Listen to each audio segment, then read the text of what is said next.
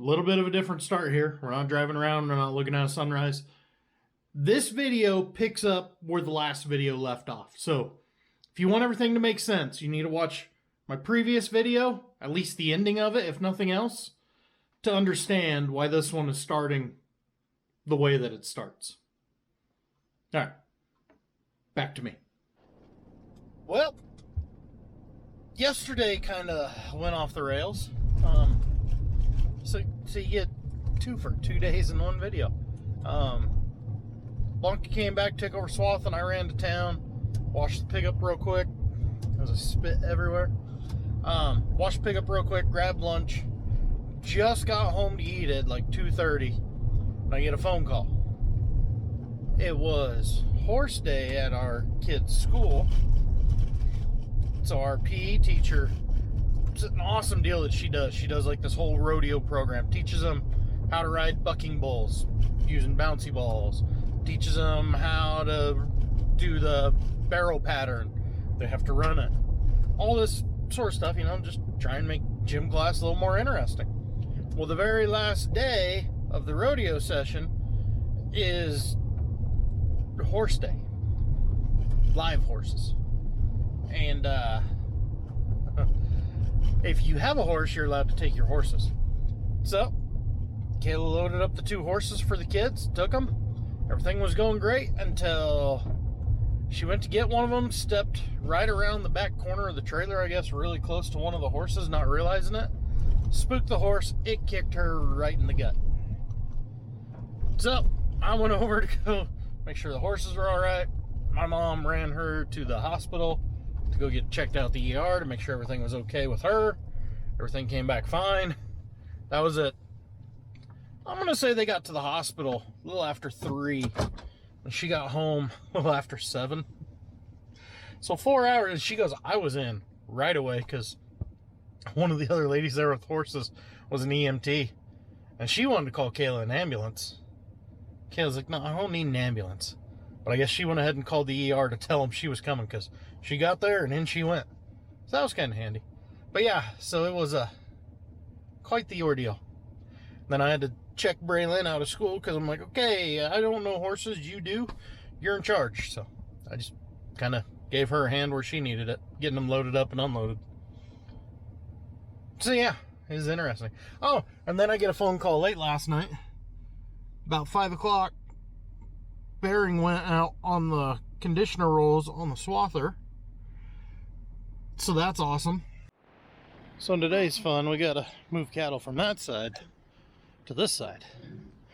Like our fence? It's kind of like Black Panther cologne. 60% of the time, it works every time. Turn. There you go. It's like a little parade.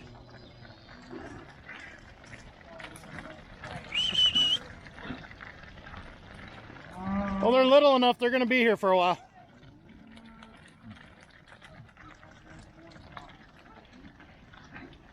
What are you guys betting on weight? The cowboy said 580. I said 625. The tuna said 600. Oh, of course, there's one.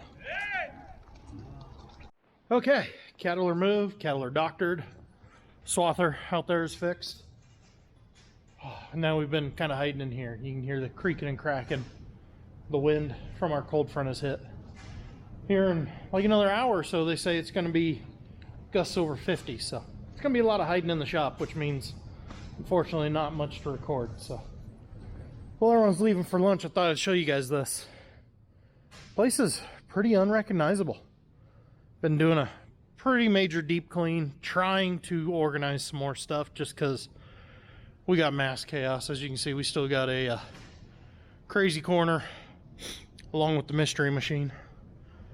But it's just been a lot of work going through random junk that's been laying around forever. It's like this little cart. Well, actually, it wasn't a cart. We added the wheels. They were off of a creeper that got ran over. But we pulled all these drawers because we had 4 of the boxes were mounted underneath here. That was fine. They were out of the way. But the rest of them were up on this bench to where anytime you put stuff here on the front of the bench, you blocked access to all that. So then it became a mess because you were constantly just shuffling stuff back and forth. So we're like, we got to get them all on a cart, all together, on wheels so they're movable. I wouldn't move that too much. Still need to find a place to put our puller set that we bought off Facebook. Start a harvest. Couple random carts there. Figure out what to do with them. Snowmobile is leaving, hopefully sooner rather than later. Talked to a neighbor that likes to tinker with them old ones. He said he would take it.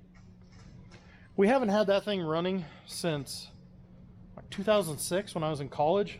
We had the massive blizzard, like 4 feet of snow around here. It was a great couple weeks. And then the snow melted, and we have yet to get a snow good enough again to get it running. But getting that out allowed all this to open up, which is nice because we needed somewhere for everything on wheels.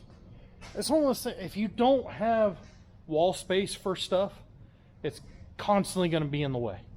And that's what we're trying to avoid, because it's nice in the winter to get like a truck backed over here in the corner that guys can work on when they have time, and then still have room for projects. And that's our main problem we run into in here, along with that mess. Bunch of scrap iron, an old truck, just random junk. But that's been our major project in here lately. The next thing we'll probably do is start bringing choppers down, stripping as many shields and stuff off as we can, and then hitting them with the air compressor and the pressure washer. You can do between, once you have everything stripped off, so we'll take every shield possible off to open up every possible place. Our theory is we'd rather have a very long, miserable day out at the air compressor and the pressure washer than be getting covered in dirt in here when we're working on them in the winter. And no matter what we do, we still get covered in dirt working on them because you can't get it all. But it takes close to a day per machine, because them choppers, man, they got a lot of hiding spots. So we'll get choppers cleaned up. We'll start getting stuff cleaned up. Obviously we got more haying to go.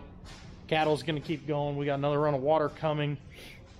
New project we've got going. So videos will keep coming, guys, but they're probably gonna start slowing down unless we get just a random day where I'm like, hey, we're gonna be doing a couple interesting things. I'll bring the camera along. That being said, it's lunchtime. I'm gonna go home, check on Kayla, see how she's feeling. I'll catch you guys in the next one.